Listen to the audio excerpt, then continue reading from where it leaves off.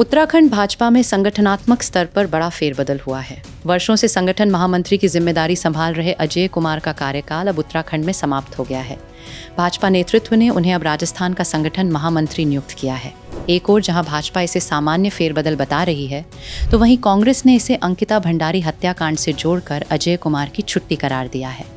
कुछ दिन पूर्व इस बात का पता तो चल गया था कि आगामी 2027 के विधानसभा चुनाव से पहले उत्तराखंड भाजपा तैयारी कर रही है दागी बागी चेहरों से खुद को अलग करने का। ये फैसला ऐसे समय में सामने आया है जब भाजपा 2027 के विधानसभा चुनाव की तैयारियों में जुट चुकी है। खास बात यह है कि राष्ट्रीय अध्यक्ष नितिन नबीन के 3 दिवसीय उत्तराखंड दौरे के तुरंत बाद ये निर्णय लिया गया है। अपने दौरे के दौरान नितिन नबीन ने प्रदेश के वरिष्ठ नेताओं, मंत्रियों, विधायकों और संगठन पदाधिकारियों के साथ कई दौर की बैठकें की थीं। संगठन की स्थिति, चुनावी रणनीति और कार्यकर्ताओं से मिले फीडबैक के बाद दिल्ली लौटते ही ये बड़ा आदेश जारी किया गया। अजय कुमार लंबे समय से राष्ट्रीय स्वयंसेवक संघ और भाजपा की संगठनात्मक पृष्ठभूमि से जुड़े रहे हैं। उत्तराखंड में संगठन महामंत्री के रूप में उन्होंने बूथ स्तर तक संगठन को मजबूत करने, कार्यकर्ताओं के साथ समन्वय स्थापित करने और चुनावी रणनीतियों को जमीन पर उतारने में अहम भूमिका निभाई। हालांकि पिछले कुछ समय से संगठन के भीतर उनके कामकाज को लेकर चर्चाएं और असंतोष की खबरें भी सामने आती रहीं। इधर विपक्ष, खासकर कांग्रेस, लंबे समय से अंकिता भंडारी हत्याकांड को लेकर भाजपा सरकार और संगठन पर सवाल उठाती रही है। कांग्रेस नेताओं द्वारा समय समय पर अजय कुमार और भाजपा के प्रदेश प्रभारी दुष्यंत गौतम का नाम भी इस मुद्दे से जोड़ते हुए कार्रवाई की मांग की जाती रही है। मन प्रफुल्लित है। 3.5 साल से इसी दिन का तो इंतजार कर रहे थे हम।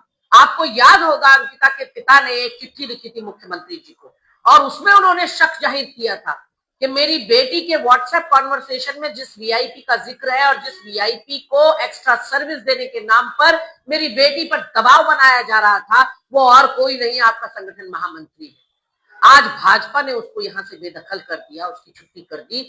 तो इस बात का मतलब है कि उत्तराखंड की जनता के आरोपों पर मोहर लगी है। अभी एक और आरोपी बाकी है जिसके जाने का इंतजार है और कहीं ना कहीं अंकिता के मन में आंशिक रूप से शांति जरूर पहुंची होगी, ऐसा मेरा मानना है। अब अजय कुमार को उत्तराखंड से हटाकर राजस्थान भेजे जाने के फैसले पर कांग्रेस इसे अपनी राजनीतिक जीत बताने की कोशिश कर रही है। विपक्ष का कहना है कि जनता के दबाव और लगातार उठाए गए सवालों के बाद भाजपा को यह फैसला लेना पड़ा है। हालांकि भाजपा की ओर से इसे पूरी तरह संगठनात्मक प्रक्रिया का हिस्सा बताया जा रहा है। पार्टी का कहना है कि समय समय पर संगठन में बदलाव होते रहते हैं और ये निर्णय भी उसी प्रक्रिया का हिस्सा है। अजय कुमार जी पिछले 6 वर्षों से हमारे प्रदेश के महामंत्री संगठन थे।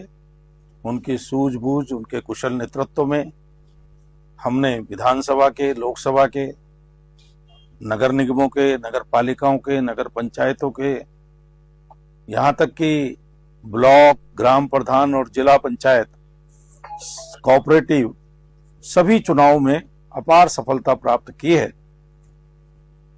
उनकी सूझबूझ, उनकी कार्यशैली, सब कार्यकर्ताओं को साथ लेकर चलना, ये उनकी एक विशेषता है। और हमारे राज्य से बड़ा राज्य उनको काम के लिए मिला है, राजस्थान जैसा।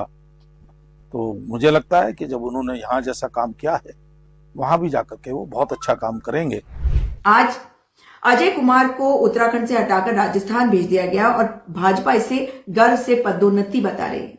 भाजपा चाहे इसे जो नाम दे, लेकिन उत्तराखंड की जनता के घावों के ऊपर नमक और मिर्च उड़ेल रहे हैं। ये उत्तराखंड के लोगों की भावनाओं की अनदेखी ही नहीं, मखौल भी है।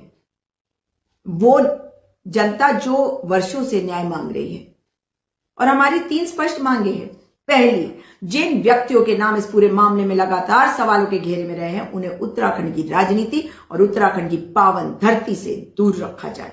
दूसरा, दुष्यंत गौतम और अजय कुमार से सीबीआई जांच के दायरे में उनको लाकर पूछताछ की जाए। और तीसरा, सीबीआई जांच की वर्तमान स्थिति सार्वजनिक की जाए। भाजपा ये ना समझे कि चेहरे बदल देने से प्रश्न समाप्त हो जाएंगे, पद बदल देने से सवाल खत्म हो जाएंगे, पोस्टर हटाने से सवाल खत्म नहीं होते, मंच साझा करने या ना करने से सवाल खत्म नहीं होते। जब तक अंकिता भंडारी को न्याय नहीं मिलता, जब तक जनता को जवाब नहीं मिलता, तब तक ये आवाज उठती रहेगी। फिलहाल सबसे बड़ा सवाल ये है कि उत्तराखंड भाजपा में अब संगठन महामंत्री की जिम्मेदारी किसे सौंपी जाएगी और 2027 के चुनाव से पहले संगठन को नई दिशा देने की जिम्मेदारी किसके कंधों पर होगी। एक बात तय है कि राष्ट्रीय अध्यक्ष नितिन नबीन के दौरे के तुरंत बाद हुए इस बदलाव ने उत्तराखंड की राजनीति में नई चर्चाओं को जन्म दे दिया है। आने वाले दिनों में इसके और भी राजनीतिक मायने सामने आ सकते हैं। वहीं दूसरी ओर विपक्ष का कहना है कि अभी तो ये शुरुआत है, आने वाले वक्त में और भी कई चेहरे होंगे जिन्हें उत्तराखंड से बेदखल करना भाजपा की मजबूरी होगी। Bureau report, K24 news.